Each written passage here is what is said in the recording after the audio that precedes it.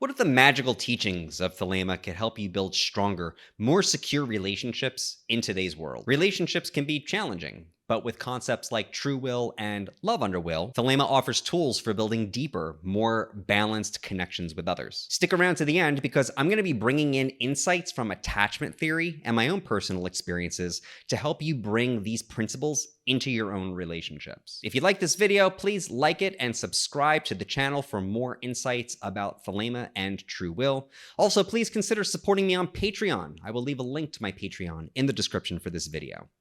Now let's dive into the intersection of Thelema, relationships, and attachment theory. Let's start with the foundational goal of Thelemic practice: discovering your true will. Thelema isn't just about finding some abstract truth about ourselves. It's about bringing ourselves into alignment with the core of who we are and using it to transform our lives, a process which Crowley refers to as love under will. In Thelema, love isn't just a feeling or a bond between people. Love means change. It encompasses everything from snow falling to stars exploding. Love under will means that every change expresses your divine essence. It means riding the energies of change for development and growth, making life subject to you, not the other way around. Early in my own Thelemic practice, I realized that I was suppressing parts of myself to be pleasing to other people in relationships. Aligning with my true will meant aligning with and expressing my true self, which changed how I was in all of my relationships. It was like finally allowing the real me to show up consistently in every single situation. While love in Thelema is often general, Crowley also gave it specific meaning in the context of sexual and romantic relationships. He was an advocate of both sexual liberation and responsibility. He encouraged his students to express their true natures, but also discouraged them from interfering in the wills of others. In the context of OTO, Crowley even advocated for what today we would call enthusiastic consent. While Crowley was quite vocal about the sexual side of relationships, he had far less to say about the emotional and romantic sides of them. This is where modern attachment theory helps. Attachment theory, which was developed by John Bowlby and Mary Ainsworth, shows how the attachments that we form early in life affect our attachment patterns as adults. These attachment styles, which are called secure, avoidant, anxious, and disorganized, describe how we show up in attachment relationships. Securely attached people experience healthy interdependence in relationships. They co-regulate emotionally with their partner without codependency. They're able to trust and depend on each other. Avoidant individuals focus on self-reliance, often struggling with emotional attunement. They may avoid intimacy and find it hard to seek support or approval. People with anxious attachment seek safety through closeness, often fearing abandonment and displaying more clinginess. Those with disorganized attachment may act hot and cold, as attachment figures evoke both desire and fear. Do one or more of these resonate with you? Human beings are highly complex, and this is just a very general overview. You might resonate with certain parts of the description of anxious attachment, but it doesn't follow that you are anxious. Instead of thinking of attachment as an identity, think about it in terms of various strategies that we use to deal with problems in life, such as the necessity for safety. Think of it instead as strategies for realizing who we truly are and for realizing our true will. In a previous video, I talked about how strong attachment relationships can strongly enhance our ability to explore. Secure relationships give us a base of support, and they help us to recover from life's challenges. For instance, secure people feel empowered to explore because they know they have a secure base to come back to and to recharge in. Those with anxious attachment feel more hesitant to explore, and so they miss out on opportunities in life to experience profound meaning. Avoidant individuals, on the other hand, miss the benefits of genuine intimacy. Alienated from their core drives, they're not able to tap into their passion or their true will. Disorganized individuals, oscillating between independence and connection, don't have enough stability in their relationships to really benefit from the security that they provide for deep exploration. Recognizing how attachment relates to exploration made me realize that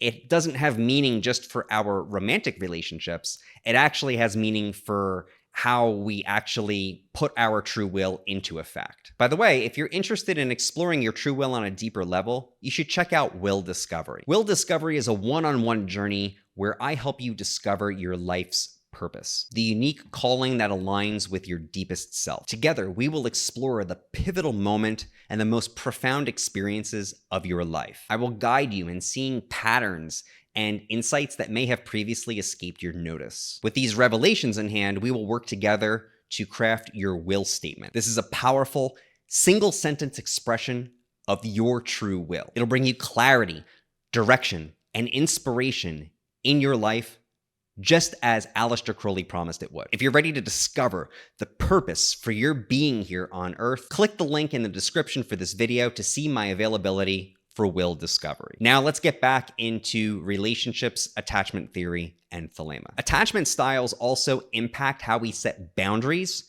which is essential for living in alignment with your true will. People often think of boundaries as what they will and will not tolerate in others. Instead, I invite you to think about boundaries in a much more basic sense. Think of your boundaries as the point where you end. For example, I am an intellectual person.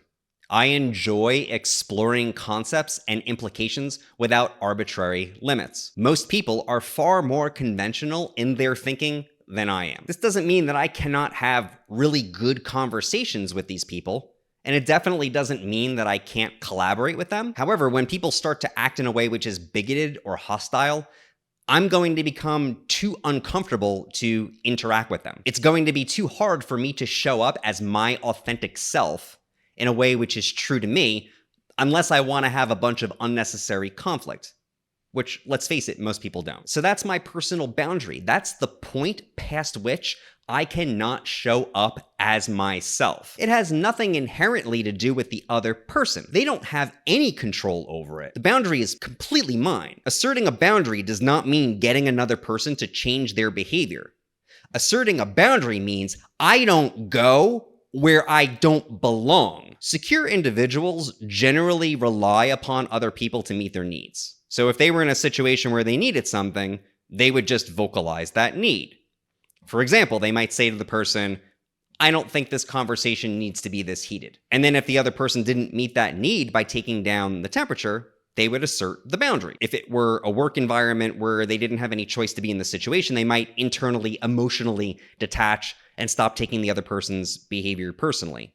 Or if it were a completely voluntary situation, they might just remove themselves from that situation. But they certainly wouldn't spend a lot of time dwelling on it. Dismissive, avoidant people don't expect other people to meet their needs. So they would never vocalize the need in the first place. They would expect less of the other person without having the conversation. They might harbor contempt or resentment toward the other person, or they would just silently withdraw from the whole situation completely. Anxious, preoccupied people are going to try to maintain connection. They're going to try to maintain the connection by reducing tension in the relationship, usually by not expressing thoughts or feelings. They might appease through agreement or conformity. They might self-censor or seek approval through flattery. Or if the resentment got too high for them, they might passive-aggressively resist in various ways. Someone with disorganized attachment might start with one strategy, but then flip to another. So for example, they might start by trying to keep the peace like an anxious individual. They might start to move toward the side of contempt and resentment like a dismissive person, and then they might reach a point where they flip back to the other side and have a big emotional outburst like an anxious, preoccupied person. So it's actually a lot harder to predict exactly where they're going to land. What are your boundaries in your relationships? How do they relate to your true self? How do you live them? How do you express them? So how can we use these insights to start having more secure relationships? First, connect with your true will. Understanding yourself is the foundation for all relationships. 2, identify your attachment style and how it affects your behavior in relationships. The gold standard for determining attachment strategy is with the Adult Attachment Interview, or the AAI. This is a pretty expensive test. I'll put a link to a free online test in the description for this video. Don't take it to define who you are. Take it as a data point for self-exploration and growth. And third, focus on boundary setting. This means not only being aware of your boundaries, but also learning to communicate them clearly and effectively. Thelemic principles guide us to living in accordance with our true will. Putting these principles into effect can radically transform how we relate to one another. Combining Thelema with attachment theory, we can start to have relationships that are secure, deeply fulfilling, and which provide a secure base for deep exploration into life. Let me know in the comments, what's one insight that you've had in applying the concept to true will in your life and especially in your relationships? Remember, true will doesn't mean isolation. It means balancing independence with authentic connection. Click on the next video right here to explore deeper with me how the core theory of Thelema can change your life. Until then, love is the law, love under will.